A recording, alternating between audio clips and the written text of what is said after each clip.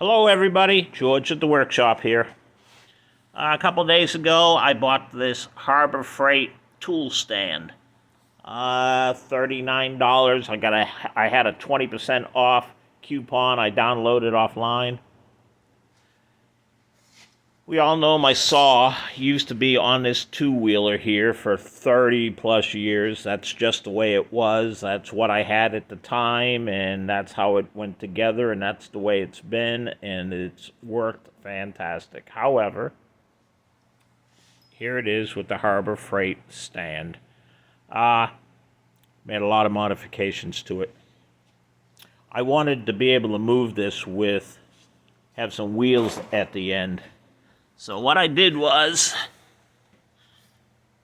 I cut a hole in that leg, I cut a hole in this leg, took a piece of 1/2-inch black iron pipe to go through there, tacked it with my MIG, and I welded a 1/2-inch nut on each end, and that's a 1/2-inch shoulder bolt that goes through a used wheel horse mower deck wheel, so that's plenty heavy duty. So that made it mobile. And I did 3/4-inch plywood for the top, and I offset it. 3/4-inch black iron pipe for the handles. Just a little simple tab. I rewired it. What else did I do? The motor pivot here, it pivots right in here. You see that bolt?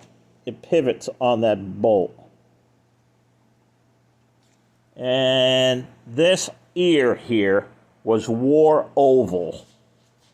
It was egg-shaped.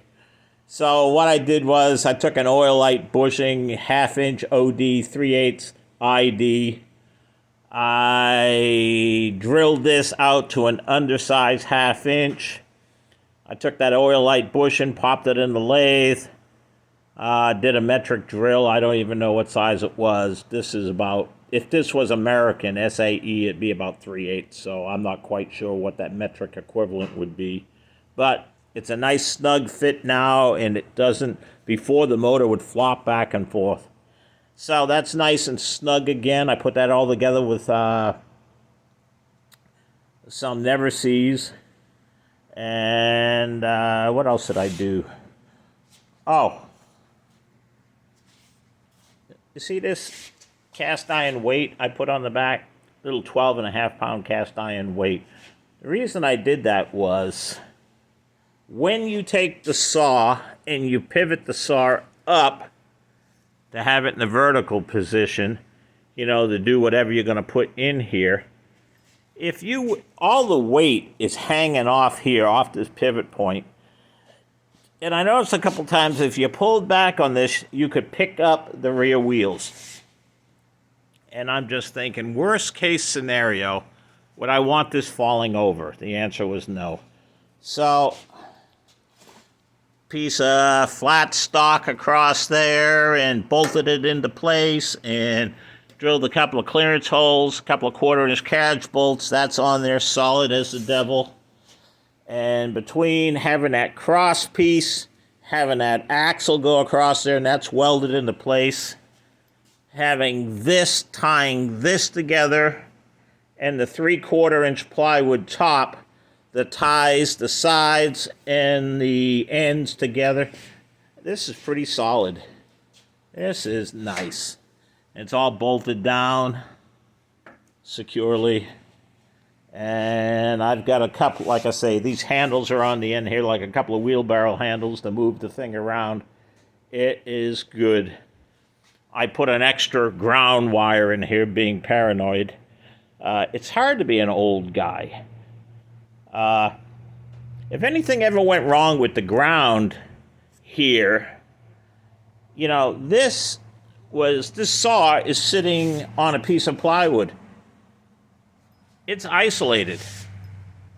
There's, that could be fully charged. You could grab that thing and get electrocuted. So I put a jumper from the saw to the stand, and I put a new 14.3 cord on there and everything, and we're good to go.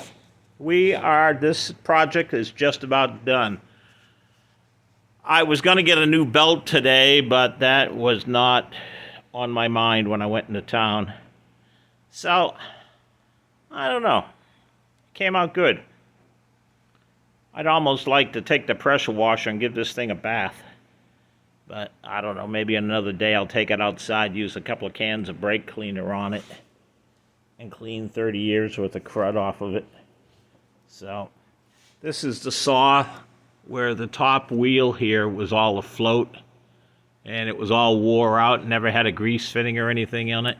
Well, now it's got a grease fitting in it. It's good. It's good and snug now, and every once in a while I'll give it a couple of squirts of grease, and this will last a lifetime. When I had this mounted to my two-wheeler, it's been like that for 30 plus years. It was lagged into place with 4 lag bolts screwed into 2x4s on the bottom side. This is all bolted down. I mean, this will last me the rest of my life. So, that's it, everybody. I hope everybody had a wonderful Christmas. New Year's is coming up. Miss Jo and I had a wonderful time. And I'm filming this on my brand new Moto Stylus, whatever that is. 128 gigs. I'm real happy. That's it, everybody. So, be a proud American. Subscribe. To everybody that has subscribed, thank you. Be safe. Bye.